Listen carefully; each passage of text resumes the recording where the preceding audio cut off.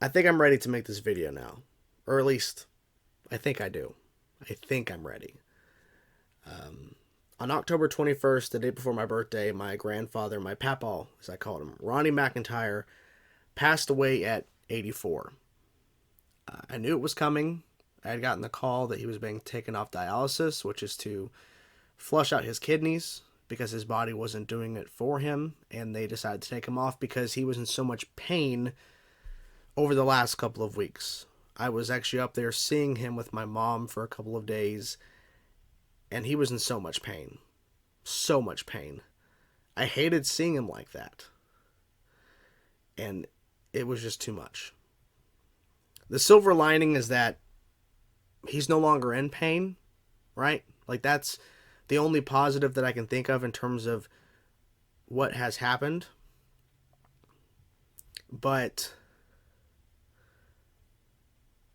it still doesn't feel real, right? It still doesn't feel like he's actually gone. It feels like I could still call him and talk to him. And I can't.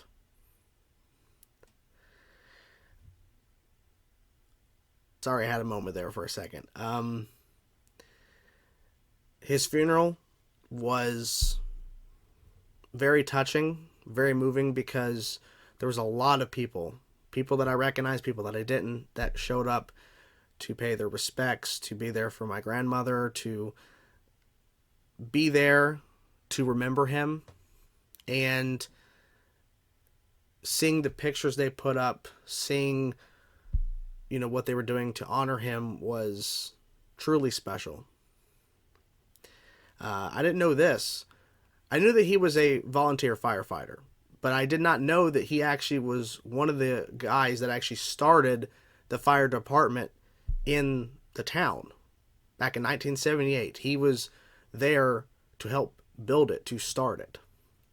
He was a volunteer firefighter for many years and had firefighters there to honor him, to be a part of the funeral service. And it was really nice to see that. And they also mentioned, as I actually have the hat here, that went completely off the rails there, but as I was going to show is this hat, and make sure, yeah, okay. Ronnie's Body Shop and Wrecker Service, Columbus, Indiana.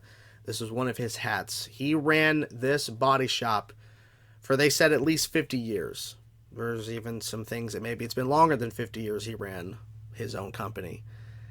And I remember going there all the time when I was little, being in that body shop, and always walking around, see what's going on. My grandfather loved cars. That's why he had a body shop.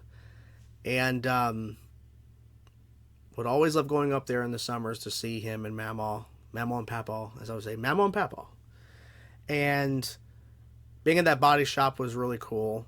Actually, technically, I got my first kind of job there because I cleaned cars and was trying to help out when I could, when I was around 14, 15. He paid me, but, it was nice to do that for a bit. And we would always go fishing. I was always his fishing buddy, right? There was so many fishing photos they used a part of his tribute video at the funeral home, at the funeral service. They had all these photos, and I literally made the joke saying they could literally make a separate, because they made like a 10-minute video of all these photos when he was a baby, all these variety of photos throughout the years and stuff. They could have made a whole entire 10, 15, 20-minute separate video just for fishing pictures. Just for fishing. He loved fishing. I was his fishing buddy. I was his four-wheelering buddy. We would ride four-wheelers all the time, and it was always fun. It was always fun. We'd go over across the neighbor's yard and all that, and just drive around in the woods and stuff. It was always a fun time. And I remember upgrading to my bigger four-wheeler, because he had the gigantic yellow one. I had the small one, a little yellow. Then I upgraded to a little bit of a red one. And then I had a red one that was smaller than his big one, but it was big enough for me. And it was always fun to go four-wheeling and just going around and doing whatever. I hate the fact that I didn't do it more with him. I was so far away. I hate the fact that I wasn't there more to spend time with him, to spend time with my grandparents in general. I hate the fact that I was so far away. But when I was there, I cherished everyone. I cherished feeding the fishes, and we went fishing after feeding, while feeding the fishes. That's always the perfect time. You feed the fishes in the pond in the backyard, and we would sit there and feed the fishes off the little dock and then go fishing. It's always the plan. Always the plan. Another great memory is going to the fair in the summertime. Going to the fair. And the reason why, not so much the rides. I rode some rides. He rode rides when he was younger, but as he got older, he just kind of there just went and talked to people and stuff. I'd go do my own thing. We'd meet up from time to time and do stuff. The big thing for going to the fair was getting homemade vanilla ice cream. That was the thing every single night, to get homemade vanilla ice cream. It was the best. He introduced me to that, saying, you have to try this homemade vanilla ice cream. He was so excited. It was always a thing to do. I always remember, too, the first kind of like pre-opening night thing we would always get a fish sandwich. There was always this particular spot. He always wanted a fish sandwich. And we'd go. And even though, over time, I gotten used to eating fish. When I was younger, I really didn't eat fish too much, but I would always eat it with him. It was a fried fish sandwich. It was actually good. It's one of the few times I actually liked fish when I was younger, but he always wanted the first night to go and get a fish sandwich. And then we'd always call Mamaw afterwards, because she never really went. She went sometimes, but not really. We'd always call her up and say, does she want an elephant ear? Does she want, I forget what the other thing is called, but she always wanted something to get. And over these last few years, we've not been able to do much due to me being an adult, not really having a lot of time off because of work.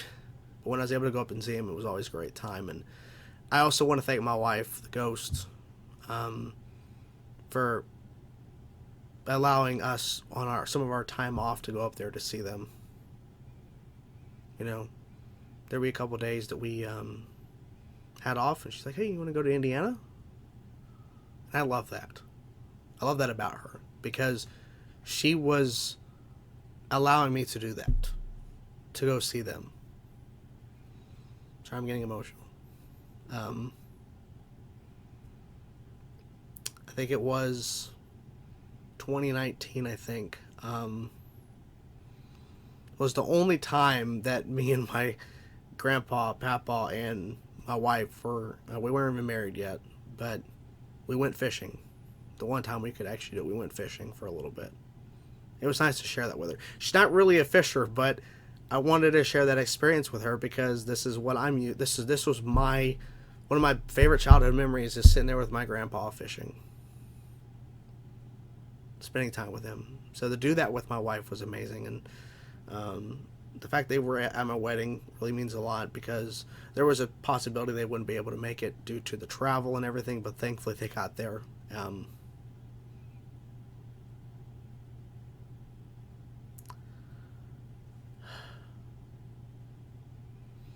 I'm glad that I'm glad that he got to meet my wife. There's been a lot of health scares over the years that I was worried he would never meet the woman I would end up marrying, right? He met one other girlfriend that didn't work out, but because over the years with different things going on health-wise, I didn't know what was going to happen, and I'm so happy that they both got to meet her. And he really liked her. He was funny at times. My Papaw was funny at times. That really, surprises me at times that he would make jokes, because he really wasn't that kind of guy as far as I knew, but he would sometimes make a really good joke. Yeah.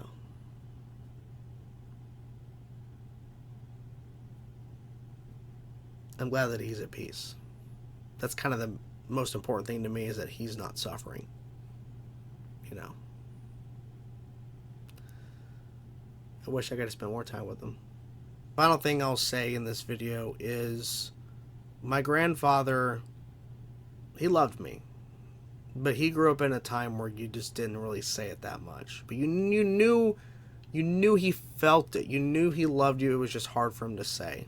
And over the years, I got him to say it a couple times, and the last couple times I got to see him, I was able for him to say, I love you. I know he did. I knew he did. It just wasn't something he just did, right? I don't want to exactly go to the whole detail of my last actual conversation with him because that's for me. But the most important thing I can say from our last actual talk a few weeks ago, where it was really hard to talk to him because I was leaving and I didn't want to leave, and I didn't know if this was gonna be the last time I saw him, and it was. But what I will say, without going to everything, because that's my moment for myself. What I will say is that he did say he loved me. It was hard for him to talk, but he did say it. I kept telling him I loved him, and that's really important to me. So all I can say is when you have your moments with your loved ones, your family, your friends, just cherish every single moment, even if it's something minimal or whatever. Cherish it, because trust me, I wish I could go back and cherish more of those moments more, because I don't have any more with him. I don't have any more with him. So please, if you have the opportunity to spend more time with your loved ones, whoever it is, do it. If you have the time, do it. Because you don't know when it's going to be the last time. So, thank you, Papaw. Thank you so much for helping me become who I am today. I changed my last name because of him. So my last name is McIntyre because of him. It was another name. I changed it. I wanted to honor him, and I will continue to honor him because he helped me become who I am today.